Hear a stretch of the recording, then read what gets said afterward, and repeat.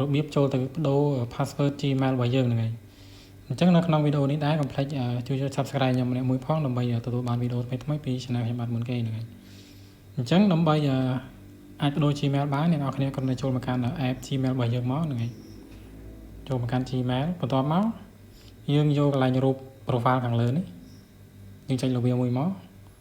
បន្ទាប់មកយើងយកពាក្យថា manage your Google account កន្លែងនេះ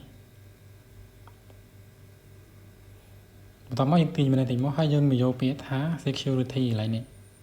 ចុចលើវាមួយមកបន្ទាប់មកយើង scroll ទៅលើហើយយកពាក្យថា password កន្លែងនេះ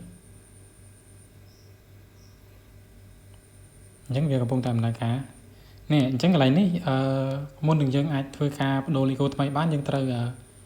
បញ្ចូលលេខកូដចាស់កន្លែងនេះសិនហ្នឹងហើយអញ្ចឹងយើងដាក់លេខកូដ Gmail របស់យើងមកហ្នឹង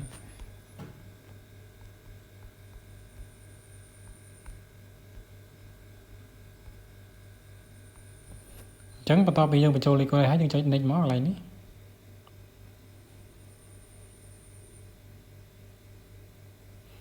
អញ្ចឹងមកដល់កន្លែងនេះ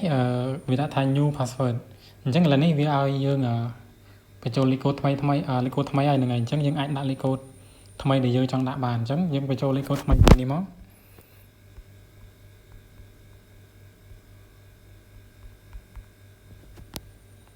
តមកខាងក្រោមនេះយើងត្រូវដាក់ដូចគ្នានឹងខាងលើដែរហ្នឹងហើយ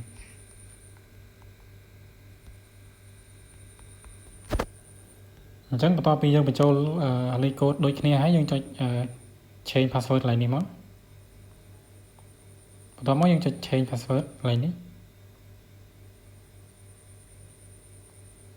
អញ្ចឹងនេះកន្លែងនេះវាដាក់ថា password change successfully អញ្ចឹងបានន័យថាយើងបានដូរ password ដោយជោគជ័យហើយហ្នឹង